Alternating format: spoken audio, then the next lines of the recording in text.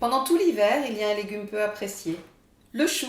Il y en a des verts, des plats, des frisés, des rouges. Moi, je vous propose le chou frisé en cocotte. Il a énormément de vertus diététiques. Et lorsqu'il est cuisiné dans un petit bouillon goûteux, vous verrez, c'est un légume d'accompagnement absolument délicieux.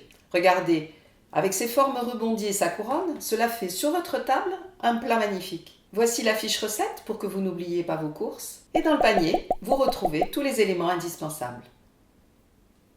Faites attention à la cuisson. C'est là tout le secret pour que le légume soit bon. Alors, on y va? Au travail, c'est à vous. Épluchez et hachez votre oignon, soit au couteau, soit avec un appareil.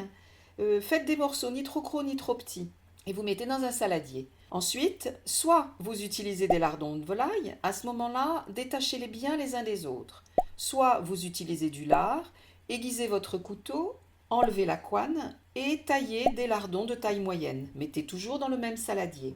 Ensuite, épluchez les gousses d'ail, enlevez bien le germe surtout et hachez grossièrement et mettez toujours dans ce même saladier. Posez la cocotte sur le feu, laissez-la chauffer un peu à feu moyen, rajoutez l'huile d'olive et versez votre mélange ail, oignon, lardon. Vous remuez bien et vous couvrez. Laissez cuire pendant 5 minutes. Pendant ce temps, vous allez nettoyer le chou. Enlevez la partie arrière et donc les grosses feuilles vert foncé vont se détacher d'elles-mêmes. Coupez-le en 4 dans le sens vertical.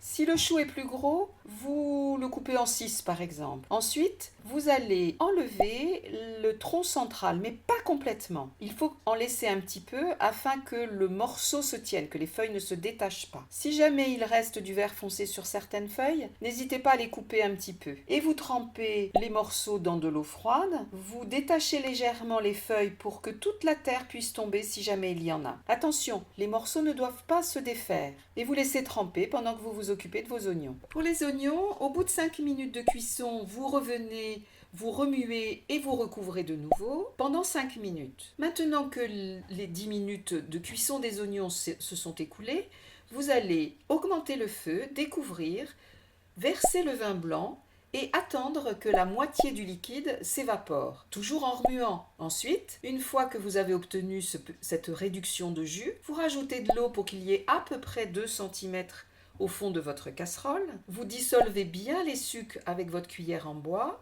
Vous rajoutez le laurier, le romarin, le sel et le poivre et vous couvrez à feu doux pendant 5 minutes. Le bouillon est prêt.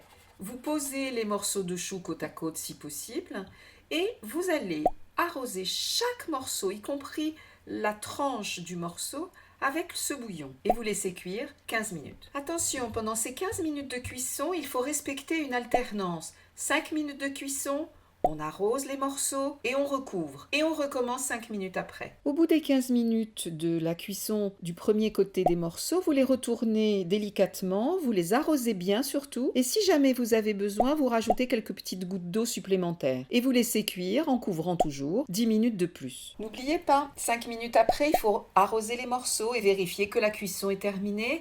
Ou alors vous laissez 5 minutes de plus et ce sera fini. Votre plat est terminé, posez les morceaux les uns à côté des autres et faites une couronne avec les oignons et les lardons. Et ce joli plat pourra accompagner une viande ou un poisson. Voilà, j'espère que vous avez aimé cette recette, que vous l'avez réussi. Écrivez-moi surtout et j'espère à bientôt sur Mama Caro Cuisine.